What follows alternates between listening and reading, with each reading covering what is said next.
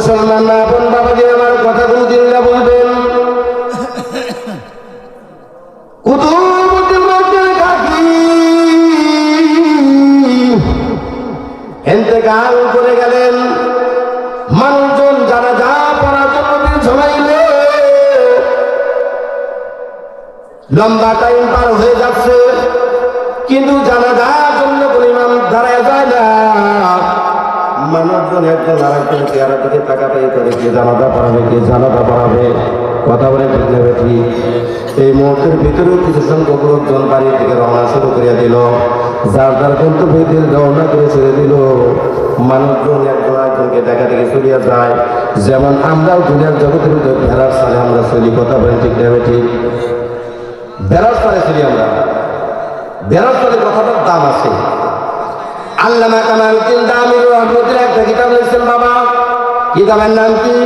কিতাবের নাম হায়াতুল হায়াওয়ান।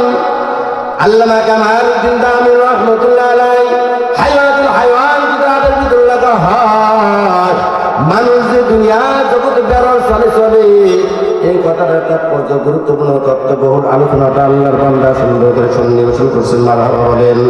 কিতাবের ভিতরে বলা হয় মানুষ আবার কেমনি ভাবে বেড়ার চলে চলে, দুনিয়ার জগতে বেড়ার চলে কেমন চলে বলে, এই জন্য বেড়ার চলে চলে।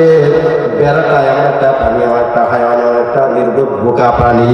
দেখবেন 10টা প্রাণী 10টা বেড়া এক জায়গায় করে খানা দানা খাচ্ছে, ঘাস খাইতেছে, কিন্তু হঠাৎ করে একটা বেড়া দেখবেন অন্য জায়গার ভিতরে চলে যাচ্ছে। পিছনে পিছনে 9টা চলিয়া যায়, দেখবেন একজনও থাকবে না সবুজ শ্যামল গাছের ভিতরে।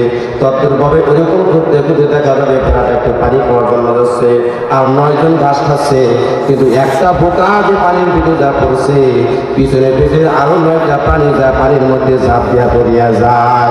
এই জন্য আল্লামা কামালউদ্দিন দামির রহমতুল্লাহ আলাইহি বলেন, মানুষ আসলে দুনিয়া জগতে ফেরার চলে চলে। কথা বলে বিশ্বাস যদি না হয়, 3টা যদি বেড়া থাকে আগামী পরীক্ষা